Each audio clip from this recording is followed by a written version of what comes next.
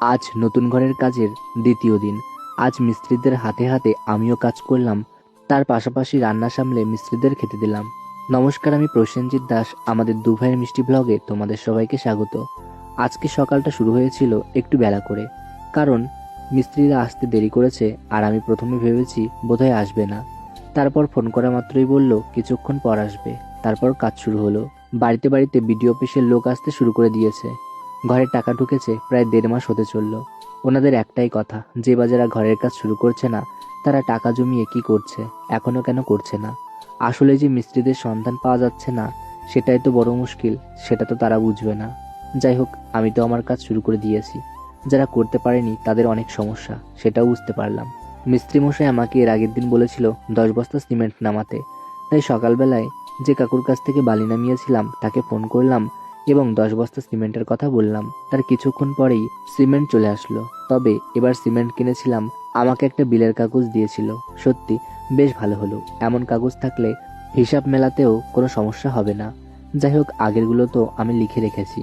আসলে সবকিছু হিসাব করেই খরচ করতে হবে, না হলে একদম পেরে উঠতে পারবো না। কাল তো ডাল এবং সয়াবিন রান্না করেছিলাম, তবে সব দিন একই খাবার রান্না করা তো যায় না। সেই কারণে ডাল রান্না করেছি আর ডিম সেদ্ধ চাপিয়ে দিয়েছি। তাহলে আজ ডাল এবং ডিমের তরকারি রান্না হবে। অনেকে আমাকে কমেন্ট করে বলছো মিস্ত্রিদের কেন আমি খেতে দিচ্ছি।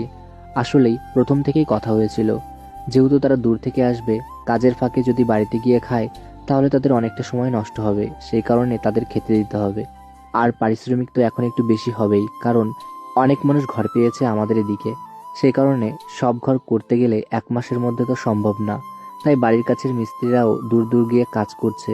যেমন ধরো, আমাদের বাড়ির কাছে যে মিস্ত্রি আছে সেই মিস্ত্রি আমাদের বাড়িতে কাজ করতে এলো না। তবে এই করে করে যদি আমি কাজটা শুরু না করি তাহলে কি করে শেষ হবে। আমাকে তো নির্দিষ্ট সময়ের মধ্যে যে 60,000 টাকা দিয়েছে সেই 60,000 টাকার কাজ আমাকে দেখাতে হবে, না হলে অনেক সমস্যা হতে পারে। সেই কারণে আমিও কাজ শুরু করে দিলাম। জানি খরচ এবং খাটনি একটু বেশি হবে, তবে কিছু করার নেই। কাজ শুরু করতে গেলে এটুকু করতেই হবে। গতকাল আমার শরীরটা ভালো লাগছিল না, আর আজ সকাল থেকেই ভাইয়েরও বেশ ঠান্ডা ঠান্ডা লেগেছে, আবার জ্বরও এসেছে। তাই ঘরে জ্বরের ওষুধ ছিল, সেটাই খাইয়ে দিলাম। তারপর মিস্ত্রির সঙ্গে আমি হাতে হাতে কাজ করতে শুরু করলাম। মোটর ছিল না। এর আগের দিন আমাকে মিস্ত্রি মশাই বলেও রাখিনি যে ইট ভেজাতে হবে।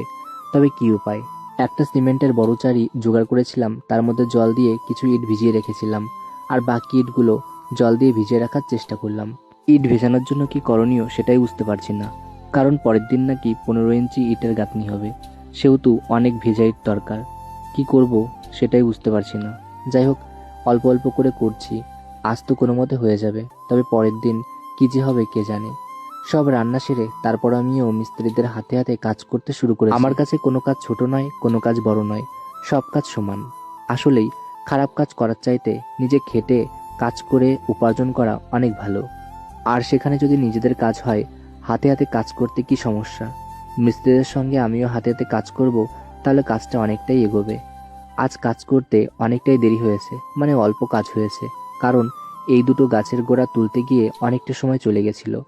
যাই হোক, এর আগের দিন কাজ হয়েছিল আর আজ কাজ হয়েছে। আজ ছিল হাটবার, তাই এর আগের দিনের টাকা আর আজকের টাকা দিলাম। আজ 20 ইঞ্চি মতো ইট পাতিয়েছে। যাই হোক, আজকের মতো অতটুকু কাজ হলো।